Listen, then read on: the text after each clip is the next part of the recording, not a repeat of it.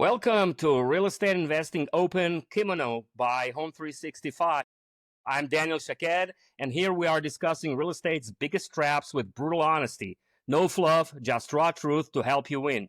And today, get ready to supercharge your wholesaling strategy with one and the only Nathan Payne, a true trailblazer who is shaking up the game. Isn't just another session, it's your chance to unlock the blueprint and will elevate your skills to new heights. Stay tuned, stay excited, and don't miss out.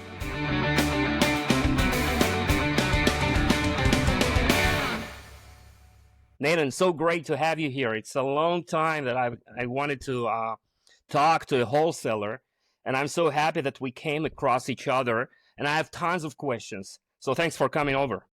Wow, man. Honestly, I'm excited to chat with you. Like, you're telling me you haven't talked to any wholesalers before? Is that what you're saying? Not yet. I mean, personally, yes, but not online. And I mean, you are the right profile, I think, that can teach a lot of interesting things. So thanks for coming in.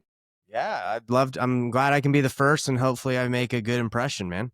Okay, of course you are. I'm seeing you all over the place. We'll definitely can learn a lot from you. So no, before we start, just tell us a little bit about who you are, what excites you, what motivates you. Who are you, basically? Who is Nathan Payne? Exactly. Who are you? Yeah. Well, I'm 34 years old. I live in Canada now. I used to live in the United States. I lived in Utah, the United States for my whole life, and now I live in Toronto, the Toronto area. And my main focus in life is God, family, and then help serving others. That's like all I care about. Like, and work comes into serving others, right? That's like what I focus on. Love it. That's what I want. Love it. Okay, so that's definitely the right priorities, I think. Maybe family first. Yeah. So some people like they switch them. I think they go they're together. You know how it is. Yeah. Of course. So maybe expand a little bit about your experience, how you started, a little bit about yourself. Yeah, so I got started in wholesaling because I didn't want a traditional job. I didn't want to work for anyone. So I'll take it back a little bit. I talk about this a lot, but I went after I graduated high school. I went on a mission for my church. So I'm very involved in the gospel and the church, and basically I went on a mission for 2 years where I talked to people about God and Jesus Christ from 19 to 21 years old. Wow. Went to Portland, Oregon.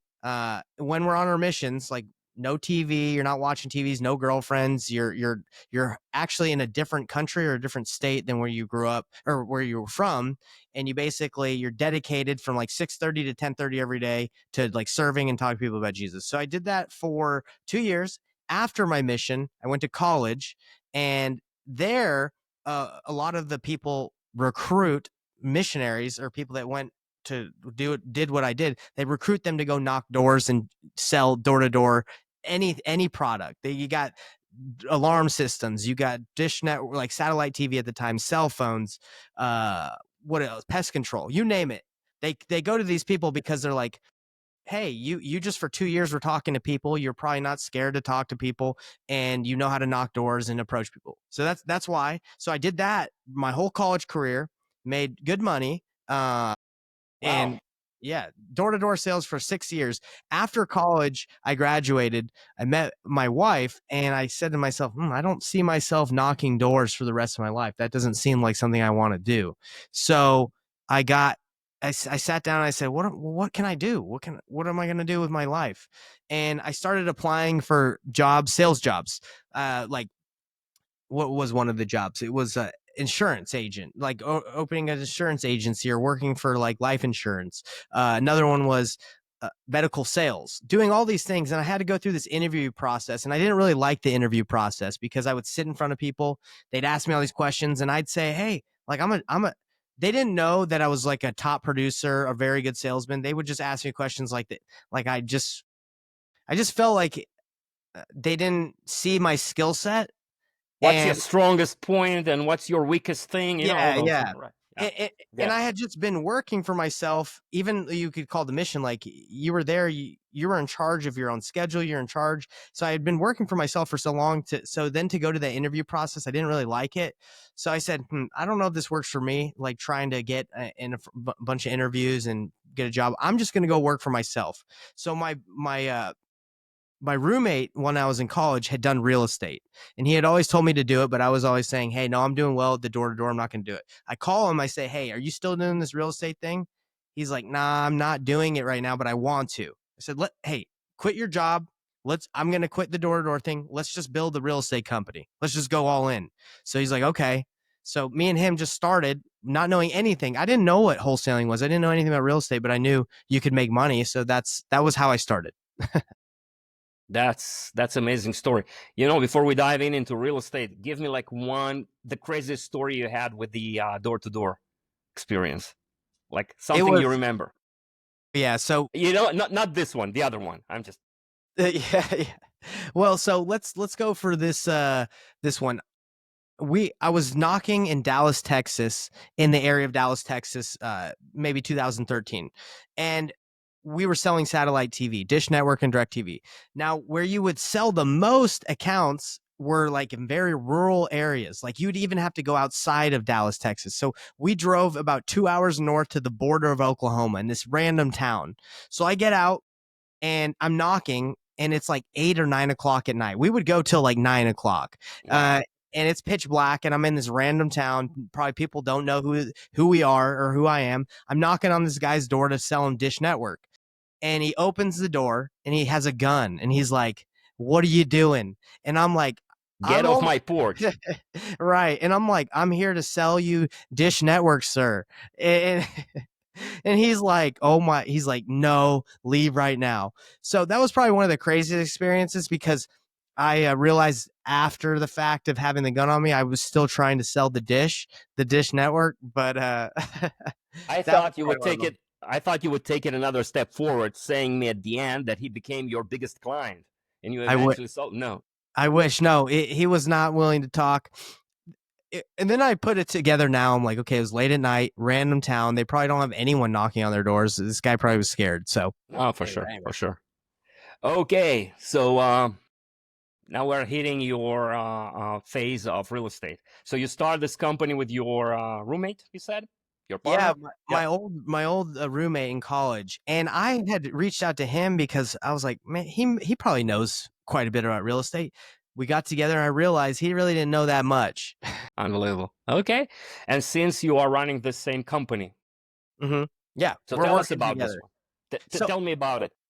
so what we did is I didn't know anything about real estate, didn't know what wholesaling was. All I knew from my experience was to talk to people, knock doors, and just massively take action. That's it. That was like what I had learned in my life, but no real skill sets. I would say the skill set was sales, right? Because you could communicate, but other than that, didn't really know who to target. So we just started knocking doors in neighborhoods. We started calling for sale by owners and failing our way forward. And we didn't really see success until we started trying to network with other people in the area. We made a Facebook post saying, "Hey, do we know? Are there any real estate agents or anyone involved in real estate would be interested in networking?" So then one person that responded to one of our posts and said, "Hey, my broker is interested in wholesaling. You should come down and sit with him." So we went to a broker's office and sat down with him, and he told us, "Hey guys, I just had a dream the other night that I was going to start wholesaling in Missouri." And for us, he's from Missouri. His dad was from Missouri, was in Missouri. So we're like, "Oh, wow, maybe this is a good sign." And the guy's like, "Hey, you can work in my office. I'll give you some cubicles. I'll give you a dialer, and you can just dial. And any leads that you get, any leads that you get from my leads that wholesale, go ahead, wholesale them. That want to wholesale, they'll do it. But if any listings come from it, give them to me, and then I'll take those." So he was leveraging us and our ability and drive to work to do deals. So that's how we started getting a little bit more traction. Yeah, you're saying there's this thing that you keep on saying, like, I just was knocking on doors. I mean, that's the hardest part, I think, that people are so reluctant to do. They're so afraid of this part of engaging with others, in an open communication. like being smart about a synchronous conversation. This is Yeah. why the entire generation goes offline, chats, you know, I mean, online, sorry, chats and text messaging, because they can't hold like a face to face thing. And that becomes like, I think, the most valuable skill in any type of engagement or business, right? Well, I would agree. I would agree because in the beginning you don't know. Like we even talked about this podcast, right? It's like you're getting started and you have to take action, but you're obviously going to make mistakes that you're not going to make in the future. But you have to go through it, even if you have a mentor, even if you have someone that can help you. You have to take the action to learn, and that's what I was willing to do. That's what I'm always willing to do is fail, because I know that's that's the process of life. Like you're going to suck at something, and you just have to be willing to suck enough for a long Right. enough time to get better. And that's what I've done. And when I coach people and they know what to do, they just aren't willing to do the amount of effort required. And that's why a lot of people don't see the success they want. They're just not willing to do what is required. So yes, thank Yeah. you for saying that. Oh, of course, of course. I seriously respect those people who can do that. Are, in my view, very rare people. It's the hardest for almost everyone. It's the hardest part. Taking action is difficult. And I think about technology and artificial intelligence, and a lot of people are going to rely on AI and that stuff to do take actions for them. But still, you have to exercise that muscle of taking action and For being sure. uncomfortable. You have to, or For sure. you're not going to be as far in life. 100%. Okay, so walk me through right now. You are running a wholesale company, but you have a different methodology of reverse wholesaling. Mm-hmm. What's the difference? Think of our audience as people that might not have the deepest knowledge about wholesaling, like in brief. Okay. Yep. I'll kind of explain. Let me first start off explaining what wholesaling is. So wholesaling, all wholesaling is when you're talking directly to a seller or an agent and you agree to buy a house for a certain price, right? So let's say you have a house and I agree to buy your house for $100,000, and the house fixed up, updated, rehabbed is worth $250. But you're willing to sell it to me for $100 because there's some sort of issue. The house is in bad shape. There's a tenant that doesn't want to get out. There's some reason you're willing to sell it at a discount. So I get it for $100,000. I sign an agreement directly with you.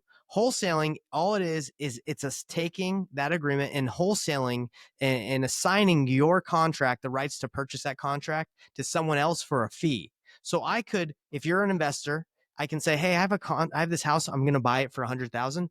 But if you want it for 120, I'll sign it to you for 120, and then you can buy it for 120. You go buy it for 120. I get paid the difference at closing at the title company. That's perfect. That's what I think this is something of a great interest for at least our audience of our clients at Home 365. We're managing a few thousand properties across 9 states, and there are a few thousand high wealth individuals. A lot of them are international. And I don't know if you know the landscape of SFR investing, but in single family rentals, I mean, the vast majority of real estate investors are remote. Half of them are usually not even Americans. Wow. And those are usually cash buyers. They don't have access, to the mortgage system in the United States. There are a few options, but it's not very accessible. They don't have the credit history, so they're usually cash buyers, and they're looking for great deals right now.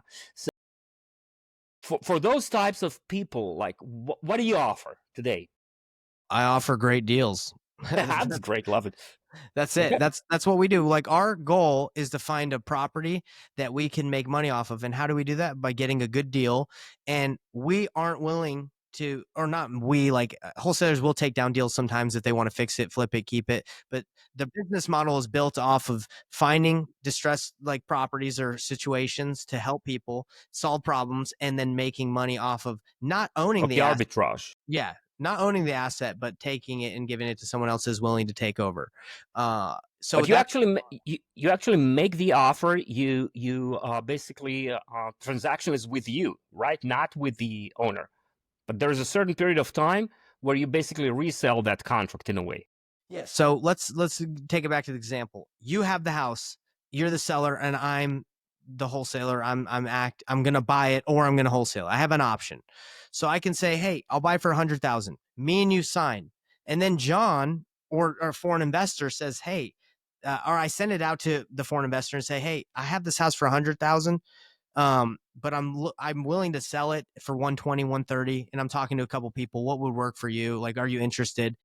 If someone wants it, all I do is I take that property and I assign my contract with an assignment agreement to that buyer, and they have to come up with the cash or the hard money and close at a title company, and then I get paid without me ever owning the asset, having to close on it. Now, there are options to double close, to own it. There's a lot of different ways to make money off of this. You don't just have to assign properties. That's just, a lot of people understand it as the assignment, but you can do many different ways to get paid.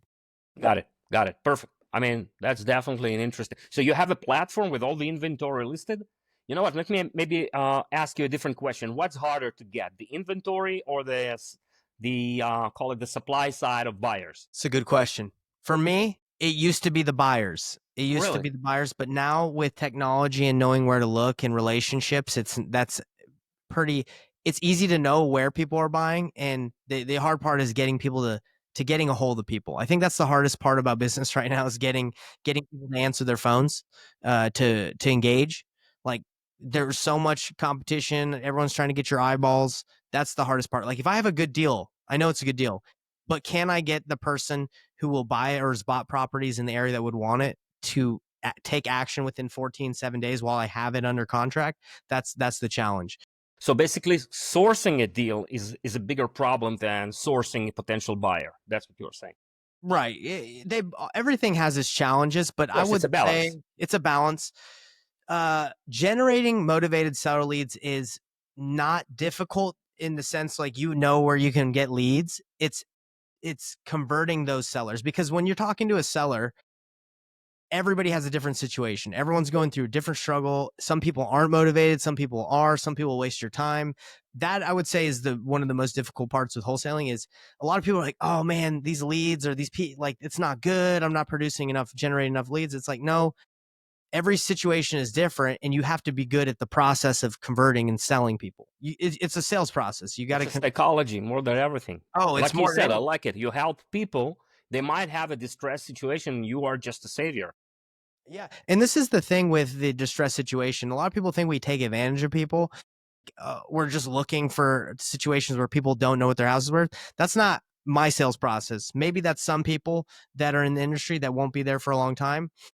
The psychology of my sales process is, hey, you want to sell your house? You want to sell your house? What options have you explored so far to sell your house? Have you thought about listing it? Have you thought about keeping it and flipping it? Can you keep it as a rental? I push everybody up to their other options, because they're only going to work with me if it's their best option. So Right. I'd say, hey, you should list this. You're going to make way more money. And they're like, oh, you know what? I don't want to list it. I hate real estate agents, and I have to sell this in 14 days. Say, okay, well, that's not an option for you. If you got to sell in 14 days, you can flip it. So cash must be your only option. Yes, that's my only option. That's what they would say. Okay, great. Now we can work together. I did not take advantage. I did not steal. Hey, I let you know you should do something else. I'm only here to solve a problem if you have a problem. And they reaffirm, yes, this is a problem you can solve. If you can buy my house for this, I'll go with you. But a lot of people don't know how to do that process very effectively. So they generate leads, they get a bad deal, they try to sell it. Nobody wants to buy it because it's a bad deal. The whole process just has to be done the right way, or you're wasting your time. Got it. No, that makes perfect sense. Okay, so like from that perspective, what is reverse wholesaling then? So reverse wholesaling, just so everybody knows, we explained first what wholesaling was. So Okay. traditional wholesaling, I'm going to give you the answer, because I don't really reverse wholesale either. I'll explain what I do. So traditional wholesaling is when someone just starts generating leads, and in a specific market or all over the place, and they just make an offer to a seller. They're not 100% sure if someone will buy it. They just Oh, so know they that don't have a committed buyer at that they don't point have with a a clear committed buyer. buy box, and they are sourcing for the right deal. Yeah, they don't have a committed buyer, but they're negotiating it with what they believe will be a good deal. So I'll tell you, like, you're the seller. A lot of the traditional wholesaling model is this: hey, Mr. Seller, I can buy your house for $100,000. It's worth 250. Does that work for you? You say, yeah, it works for me. and they don't know if someone will buy it for like 120 or 110 because they have it for 100, so they have to sell it for more big money. They don't know, and the only way to really know is you get it so low that it's just anybody would buy it. But the chances of that happening is doesn't happen very much. Like someone that's just willing to sell their house at 50% of what it's worth doesn't really happen. Where we make the money is if it's like at 70%, 80%. It like there's a margin, but it's if you get a home run that happens once in a while, but it's not a business you can Yes. like build your business on. It's not a repeatable process which you can reason and repeat. Exactly. And that's why a lot of people don't succeed in this business, is because they're hoping to just make a bunch of low offers and hit those home runs. Sellers are too savvy now. They can go on Realtor, Zillow, they can go on anything, and they know they think their house is worth more. Anyway, that's traditional wholesaling. You do not know unless you get it so low. And most of the time you don't get it low. So people are just locking up deals that aren't good, and they're wasting the seller's time. They're wasting buyer's time, and it's just not a good process, right? But that's what I would say 99% of people do. Reverse wholesaling is when you have a buyer, like let's say you're my buyer and you say, hey, this is my buy box, go find me something. And then I start marketing in the specific area that you want. And then I find something and I say, hey, okay, this might be something that you want. Before I lock it up, let me go say, hey, what would you pay for this before I, get it under contract so I don't waste anybody's time? That's reverse wholesaling. It's right. You already have a couple buyers and you're going to specific areas, which I think is good. But It's amazing. it's good. But the issue with that is the way that marketing goes, you don't always find properties are so different, right? All over in just one block, it can be different. So you could be working really hard in one area, get a lead, and that buyer's like, yeah, that doesn't meet my criteria exactly. I'm not really interested in that one. But you just spent all this time generating that lead, so you don't want to let it go, right? And that happens a lot. That's why I think reverse wholesaling is just for a couple specific buyers is not always very good, because buyers are very picky sometimes. They don't want to spend $600 whatever $1,000 on a property, so they're going to be picky. So what I do is I do what's called pre-flipping. Is instead of I'm talking to a seller and I give him the range of what I'm willing to pay, and he's not there yet. He's not in that range where it makes sense where I should just say, hey, I can lock this up and I'm going to buy it, or I know it's a deal. That doesn't like that happens. If that happens, I'm locking the deal up. There's no problem. There's no problem right there. That doesn't happen very often. And I'm not going to specific areas because I have tons of buyers that are just going to tell me like I'm working for those buyers reverse wholesaling style. What I do is I say, okay, I got this lead. He's not yet in the money. He's not exactly where I would tell him, yes, I'm going to buy it. Let me do a little bit of research to see who's buying here with data. I can just use data to say, oh, this buyer bought this flip right down the street. I don't know him, but I'm going to call him. And before I tell this seller I can pay this, I'm just going to call this buyer and see where he would need to be for it to be a deal for him. Got I it. call him. I say, hey, I see that you flipped the house on 123 Main Street. It's right by one where I'm talking to a seller and I'm negotiating a deal. And before I, lock it up and work with them, I kind of want to see if you'd be interested in it, if you'd be interested in if I wholesaled it to you, if I could get you a good deal. So then I leverage what buyers are willing to do in that area, and they tell me. So I'm not promising that seller I can do something I'm not sure of. And usually those people I call are willing to, like, yeah, if you can bring me a deal right by that one, I'd be around here. So then I'm able to go back to that seller and lock in the property without like doing it where I wouldn't have known if it was a deal or not. And I'm able to do way more deals that way because I'm not just throwing away deals. I'm not just telling sellers, yes, I can do at a price You're that not I don't wasting know. leads. You're I'm not not spending wasting your money. time on sourcing irrelevant leads. No, it's smart. Definitely. What's the average time it takes, on average, from the point you have like a conversation with potential seller to the point there is a contract? Like, what's the average? Like, or if I'm a buyer, how fast do I need to respond to your offers? Is it like, do I have like a week to think about it, or what? Or a Yeah, couple days or that's, hours? that's a great question. So it really depends. Every seller it's so difficult to say like how it can happen in 3 days. It can happen in 2 days. It can happen in 6 months or a year. I'm following up with this guy who's been his property's been in probate for 3 years, and I'm still checking in on him. And I did a deal where this guy, another on the other spectrum, he filled out a form from a pay-per-click Google ad leads. We went to his house and he said, "Hey guys, I need to sell this thing by in 2 days because I need to get the money to go do something." So then we closed on it the next day. So you're really running into the scenarios and the situations of like what the people are going through that cause it to go fast or slow. Most people, I would say the average is probably like 30 to 60 days for them to agree, because they're usually going through a different part of the process of making the decision. They're doing their research. They're in the research phase, or they have to talk to their family because it's a probate situation. They have to get everyone's Right. permission signed. But So Nathan, but you can't hold the seller, I mean, for too long without a commitment, I guess, because you don't have any exclusivity with them, so you have to act fast.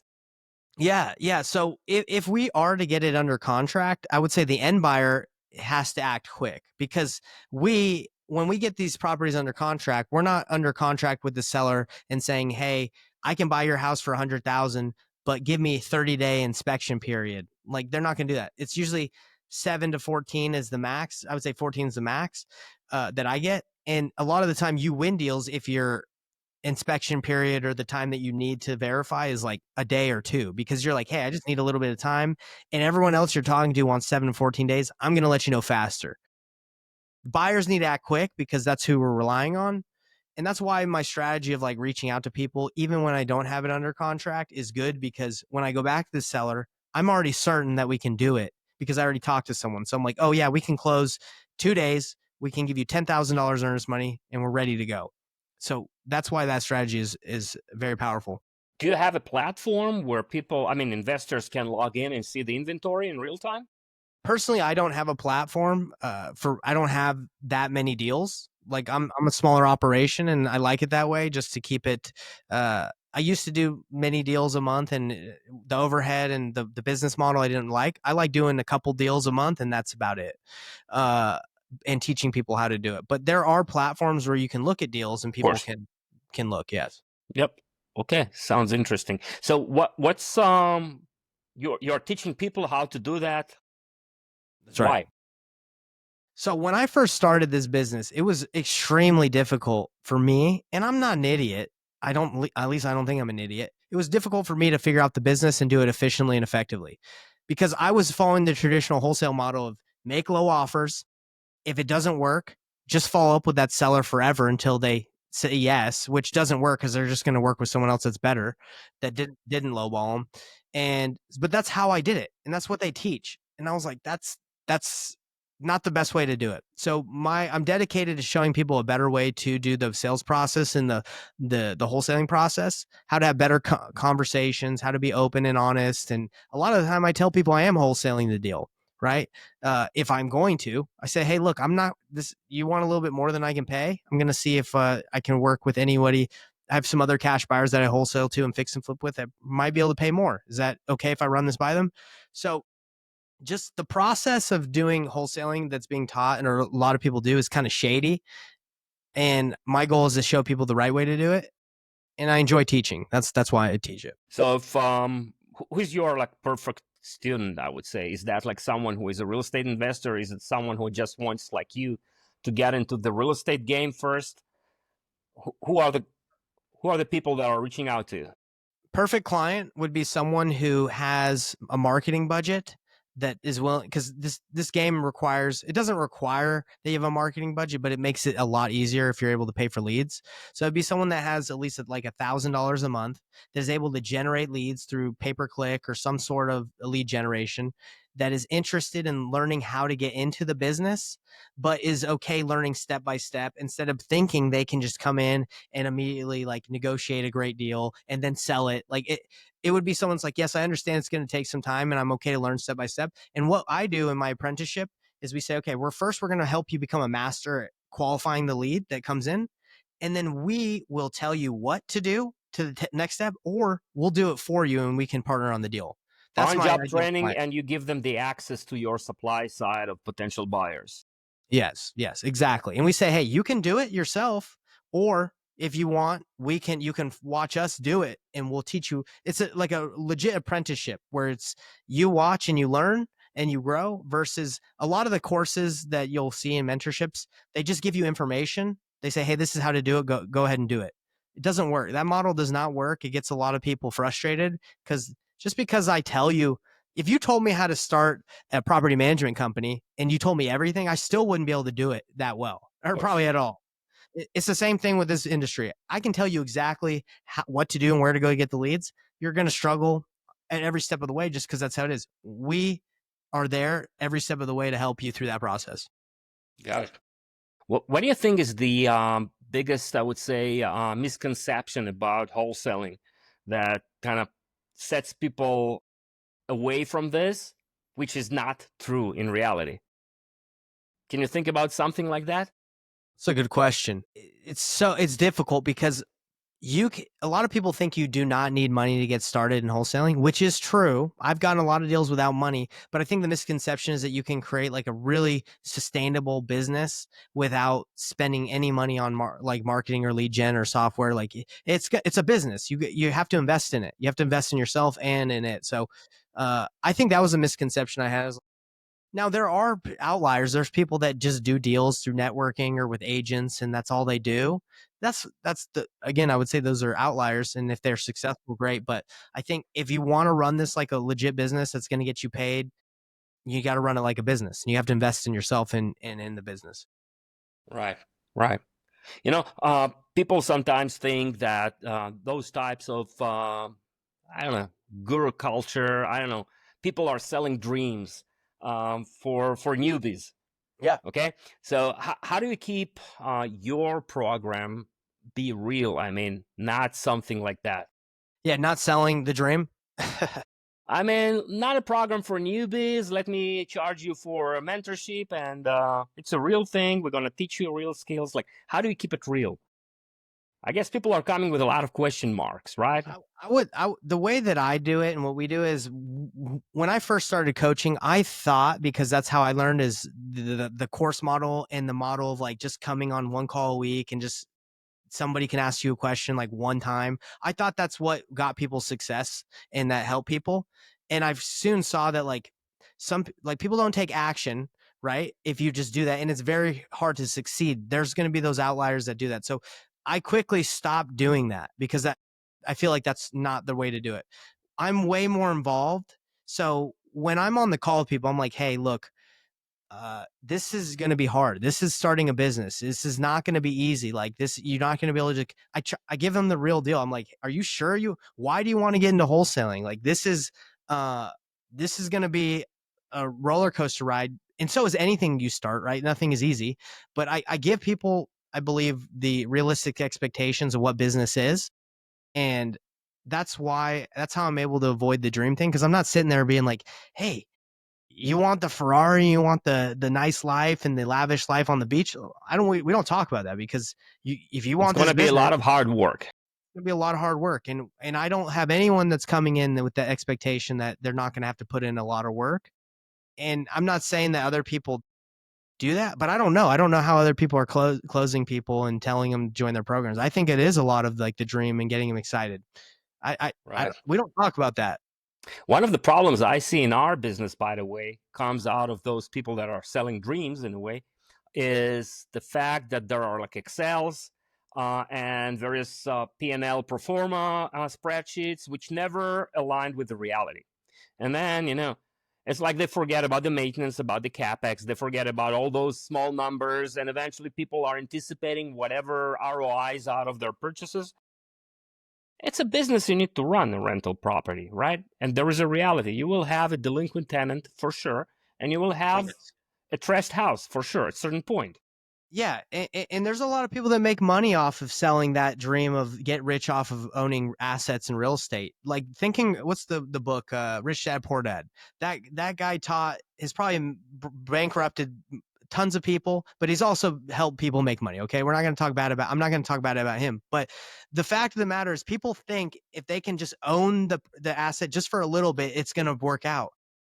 No, that like there's vacancies, there's repairs, there's so many issues that happen. Like, and the rental that I had, as soon as we like filled it, there was like a domestic dispute where they both like went to jail. No one was there, couldn't pay. Like we had to evict them. There was like 3 or 4 months vacancies. Like, and this is, imagine owning like 100 of those, right? You're gonna, if you don't have reserves, if you don't have capital, if you don't have a way to fix that stuff, you're gonna lose the house, or you're in trouble, right? And you see it all the time, I'm assuming. Man, I can write several books about the gap between the sold dreams and the reality. There is a gap, especially the newbies. Like experienced investors get it; they've seen it all. But the newbies, they are constantly surprised. Oh man, I was thinking that the property will only appreciate always, and everyone is going to pay my rent always, and every year I have 3.5% increase. Come on, I mean, Man, one bad 6 bad months can wipe out your whole cash flow, and you might not even be cash flowing at all. Nathan, one AC replacement will wipe out your entire couple of years. Yeah, yep. That's exactly what we are at Home 365 are focused on, trying to create less volatility in this ownership by underwriting the profit line for real estate investors. But okay, cool. I mean, if I'm that new student of yours, we kind of touched on that. What would be my like first month or two look like? Like, what's gonna be the hardest part of starting this business for me?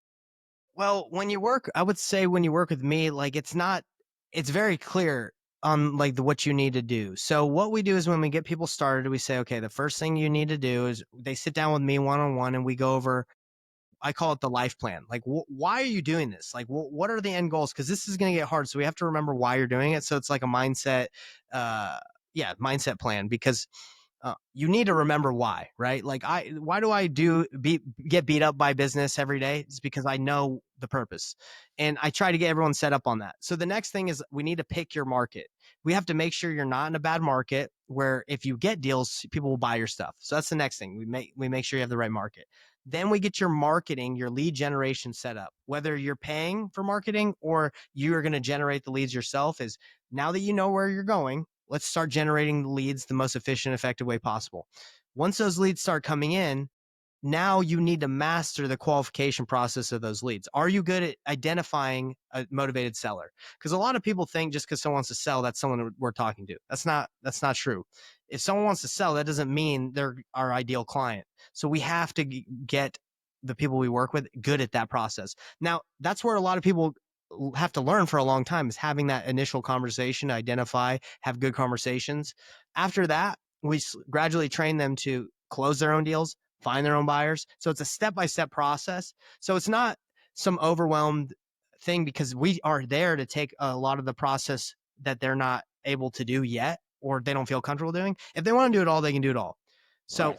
to answer your question, it's not very overwhelming, I would say, because we're there. If we weren't there, I would say good luck. It's going to be No, very no, overwhelming. yeah. I mean, it's a lot, to learn from someone like yourself. Holding hands. Yeah. Practically, the first phase is super important. It's worth a lot, in my view. Are you focused on specific areas in the United States more than the others, or it's like opportunistic? I can live in Alaska and try source deals in Alaska, and you'll help me with it. Exactly. It doesn't matter as long as the data's there. If there's people buying in those areas and we can do the research, it doesn't matter. I've done deals all over the United States, and there's buyers everywhere. If there's good enough deals, as you know, doesn't matter. All over. Can do it. I can even do it in Canada. I just haven't done it in Canada because I have my business I know the United States well. I don't need to do Canada yet. That's exactly, yeah. You have a couple $1 trillion market in the United States. Yeah. You don't need to go like to other markets as well. Exactly. It's like I'm always asked by our venture capital firms, like, when do we expand globally? And I'm like, yeah, it's a global pain. Wherever the renter is, there's a landlord, and they have all the same pain everywhere in the world. But I mean, the US market is so huge. Just in one city of Atlanta or Phoenix, you can build a unicorn company just in one city, right? Exactly. I mean, it's unbelievable, the market size. I moved, to United States because of the market opportunity, because of building a company in a massive, sophisticated market like that, with data and with everything. We're Exactly. relying heavily as well on data. to Yeah, data. underwrite our business, Yeah, etc. Yep. I love that. Yeah. Great. Look, what's your thoughts about the current market conditions? How does that impact your business, if at all? You know, as I do deals across the United States, you find out that every market, every condition, every market is different, right? Real estate is so hyper local. You can be in Richmond, Virginia, where people aren't really concerned about the market. And then you can be talking to someone in Houston where all the investors are like, hey, we're being very concerned. We have to buy really smart right now because it's slowing down. It really depends on where you're at. In the United States, United States. In Utah, it's different because the inventory is lower there and the amount of people that are buying than it probably would be in Houston, Texas, right? There's probably more distressed properties, more properties to buy, so it's slower. So my business has, yes, everything is affected by the economy, but as long as we're able to find good deals, we're able to operate as a business because people will always buy. They just need to, they're just going to adjust at what price they buy, but people are always going to buy.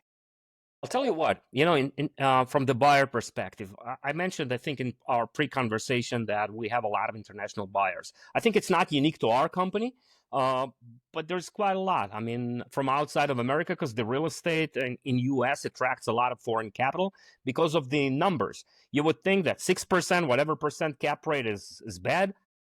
Go to Europe or Japan and you will see negative cap rates. So it's like amazing, right? Um, the thing is, a lot of them are not educated about various secondary markets. They know the branded names, of the cities, and eventually they have like a Saturday dinner, Sunday dinner with their friends, and like, I own a property in Las Vegas. Everyone knows Las Vegas. It's cool. I have a property in New York. What about those cities? The smaller ones where the cap rates are much better Oh and the yeah, opportunities are much better. How do we make this type of education accessible to people who don't know much about it, but have the cash, have the appetite to buy more properties, but never heard about those markets or never considered them? it's very interesting because I think there is opportunity there.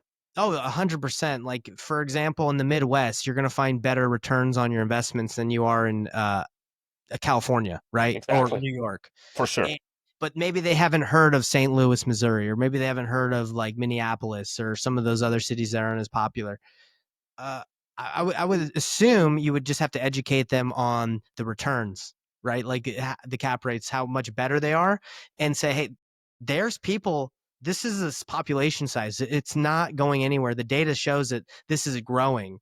Uh, you're going to get way better returns. I think it's just showing them the data because for me, you know, I want to make more money if I was going to do invest my money, right? So Right, I think it just to educate them because there's a lot of places that I don't know about, right? But as long as I can see the data that it supports that, like, okay, this is a good property, good location to invest in, I'd right. be sold on it.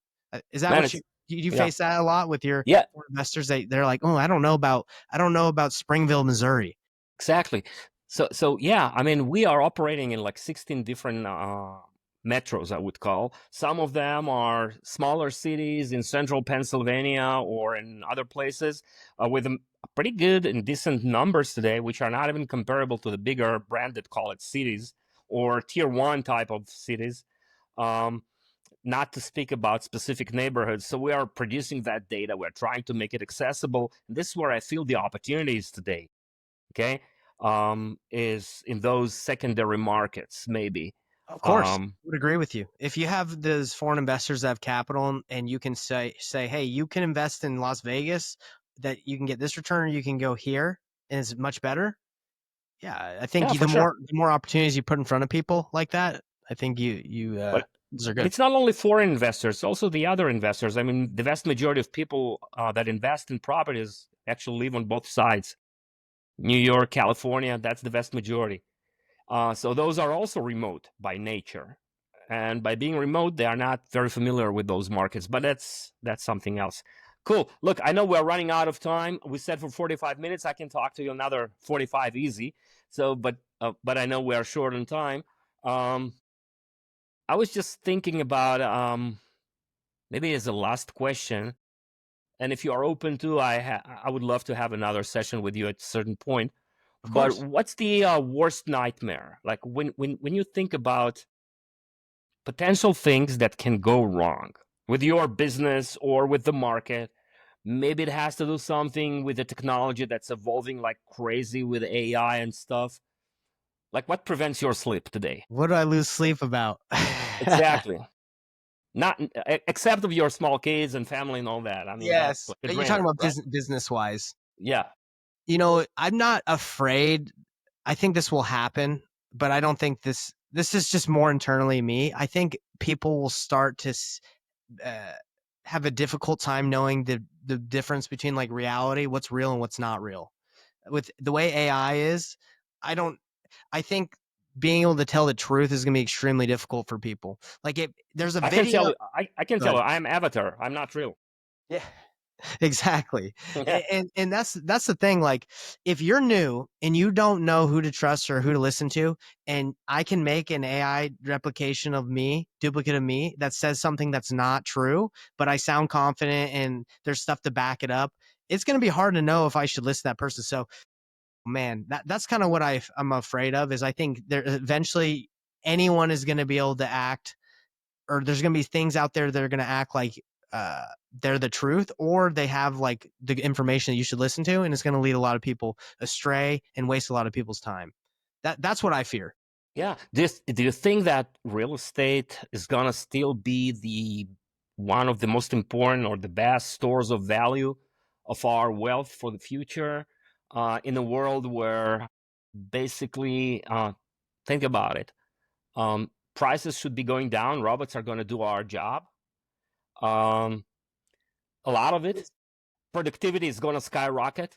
Things should go down in terms of prices. Like, Yeah, have you thought about something I, like that? I have thought about that. I Okay, I'm just personally, curious. I think real estate is a good. You're always going to need something to eat, and you're always going to need somewhere to sleep and live. I think that those are the things. I don't know how AI could replace that. Maybe they could replace like real estate agents. Honestly, I think real estate agents are the next to go, because you. Why do I need to have an agent look at something when I can just do my own listing? I can have something look over the paperwork for me, make sure it's good. So You I'm wouldn't more worried. believe you touched one of the most, I would say, sensitive points for us as a company because we are disrupting the traditional industry through technology. We are building the next autonomous automated property manager, if you think about it. Mhm. And we are getting into certain points with regulators and associations where not everyone is in love with the progress. Mm. Yeah. Yeah, like I'm telling you right now, I think real estate is going to be disrupted on like the process of buying and selling. Now, you would like to think there's always going to be a human element involved, is someone talking to me and telling me about their problems. I don't know. It's tough. Like I said, the real estate agent, it's more of a traditional. It's like, hey, this is what houses are worth. This is what people are offering. Go ahead.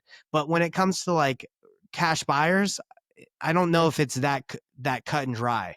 It's not like a seller can just say, okay, what is everyone offering? Because I mean, I guess you could do that too, but I don't know. Okay, never mind. I mean, just something to think Yeah, yeah, about in terms of how future might evolve for our industry because we are, I think, the most traditional in a way, the oldest industry. I'm talking about the real estate. Okay, it's the biggest store of value, by the way. It's like $500 trillion are invested in global real estate today. I don't know yeah. if people are aware, but there's like $2 trillion just exchanging hands in form of rent just in the United States for residential properties, not even commercial, just rents. $2 trillion a year, just US. Wow. It's a Yeah, mind-blowing number. yeah, it is, and it's honestly it's difficult to know where every industry is going to be disrupted. It doesn't matter what you do, it's going to be changed. So I guess the question is, are you going to be able to change? Are you going to be able to change with it? Because that's the one constant thing in life that is always going to be there, is change. Nothing is going to stay the same. Like there, let's talk about like wholesaling is change. Well, AI is changing at the speed of light. Like I just bought a service that like 6 months ago that you had to like use something to make like a thumbnail or an image. Now it's like you can make complete videos off of just like talking and telling what you want. So I don't know. It blows my mind, to be honest. I'm not afraid, but I'm concerned for a lot of people who aren't like going to be on top of it and aren't trying to learn. 100%. I mean, future is amazing. We're in a way lucky to be in this time, but it's also intimidating in a way. Oh, it is. Yeah, for sure. Especially for our kids. My daughter, she's about to hit college, and I'm like, what should she study in this college? I mean, yeah, maybe nothing. yeah. You really wonder what industries can AI not. I think anything online, anything technology based is going to be obsolete. Like we're going to be able to automate anything that can be done on a computer eventually. So what can't be, like drywalling, like building house? Well, I've heard that there's bots that like There you are. can drywall. There are. And someone's going to be like, oh, I'd rather hire that bot that doesn't get sick and doesn't show up late and doesn't do all these things, like, and I have to pay for all this insurance. They're gonna, if it can be done on a computer or a robot can do it, I guess we're not gonna have much to do other than hang out. Look, it can also go into medicine. Like, I don't know if people would prefer to go to like a real doctor, a human doctor, or a bot, a robot that makes the same surgery with consistent way. Yeah. I don't know.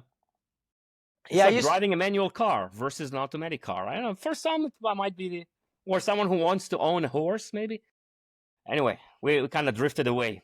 Oh, that's okay. I find that topic is very interesting to me because it's, I would say, like, I normally wouldn't worry about it maybe a year or so ago, but the advances right now are happening like daily. So right, it's crazy. And it was a pleasure talking to you.